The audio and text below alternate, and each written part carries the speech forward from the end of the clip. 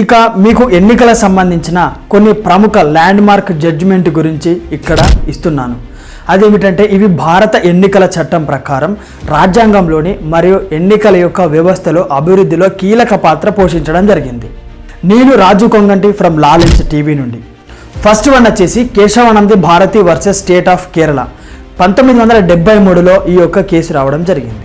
ఇది ఎన్నికల కేసు కాకపోయినా కూడా రాజ్యాంగ సవరణపై బేసిక్ స్ట్రక్చర్ డాక్టరిన్ను పరిచయం చేసింది.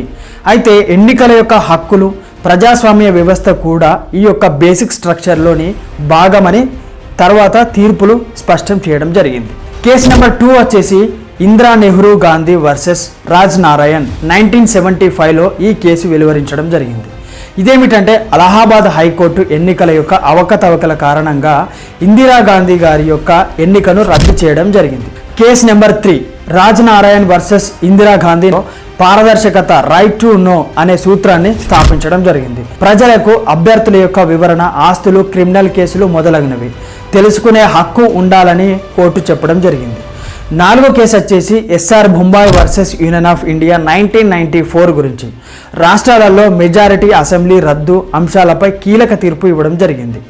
అయితే ఎన్నికలలో ప్రజా మతభావాలను ఉపయోగించడం సెక్యులరిజం బేసిక్ స్ట్రక్చర్కు వ్యతిరేకమని స్పష్టం చేసింది. Case number 5 union of India versus association of democratic reforms 2002. ఈ యొక్క కేసులో సుప్రీంకోర్టు తీర్పు ప్రకారం అభ్యర్థులు తమ ఆస్తుల యొక్క అప్పులు, క్రిమినల్ కేసులు ప్రకటించడం తప్పనిసరి అని చెప్పింది. ఇది ఎన్నికలలో పారదర్శకతకు నాంది పలకడం జరిగింది. Case number 6 people's union for civil liberation versus union of India 2003. ఈ కేసులో right to vote, right to expression article 19 sub section 1A ప్రకారం అని కోర్టు స్పష్టం చేయడం జరిగింది. తర్వాత దశలో NOTA none of the above అని ఎంపికను కూడా పరిచయం చేయడం జరిగింది.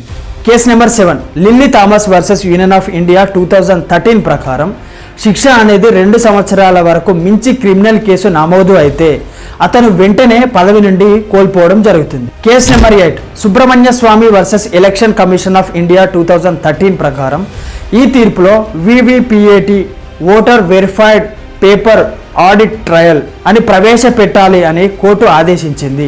ఇది ఈవీఎంలపై నమ్మకాన్ని పెంచింది. ఇవన్నీ కూడా ఎలక్షన్ సంబంధించినటువంటి పలు జడ్జిమెంట్లు మీ ముందుకు తీసుకురావడం జరిగింది. ఇలాంటి లీగల్ ఇన్ఫర్మేషన్ కోసం మన లా లెన్స్ టీవీని సబ్స్క్రైబ్ చేసుకోండి, బెల్ బటన్ ఆన్ చేయండి. లా లెన్స్ టీవీ ప్రేక్షకులకు ధన్యవాదాలు.